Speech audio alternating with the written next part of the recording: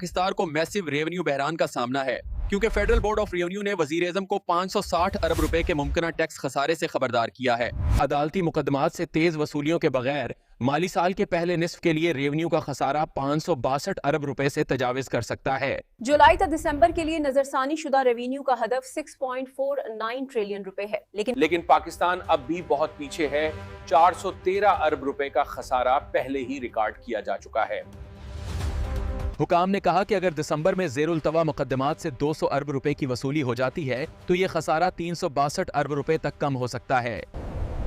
ये warning IMF की जानिब से 1.2 बिलियन डॉलर के कर्ज की मंजूरी के फौरान बाद सामने आई है, लेकिन इसने ये वाजे कर दिया कि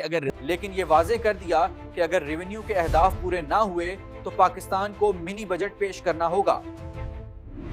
वजारत खजाना ने यह भी खबरदार किया है कि IMF के बुनियादी सरप्लस हदफ से कोई भी इन्हिराफ सख्त अखराजात में कटौतियों पर मजबूर कर सकता है। बुलंद शरह सूद और ज़र मुबादला की पॉलिसी पर बातचीत की गई, इस बात को नोट करते हुए कि रुपए की कमजोरी से बरामदात और टैक्स महसूलात में इजाफा हो सकता है। उन्होंने कस्टम्स को टेक्नोलॉजी और AI इस्तेमाल करने पर सराहा ताकि क्लियरेंस के औकात को कम किया जा सके, और हाल ही में जब्त की गई गैर कानूनी सिगरेट्स के लिए भी। ताहम ये तनकीद जारी है कि आया FBR 14.3 ट्रिलियन रुपए के महत्वाकांक्षी सालाना हदफ को हासिल कर पाएगा। FBR ने ऑयल मार्केटिंग कंपनियों को सेल्स टैक्स की वापसी की मंजूरी के लिए एक बार फिर अजाफी फंड्स की दरखास्त की, लेकिन दरख्वास्त मुस्तरद कर दी गई। अगर पाकिस्तान रेवेन्यू गैप को पूरा करने में नाकाम रहता है तो टफर मिनी बजट और नए टैक्सेस का इम्कान बढ़ गया है।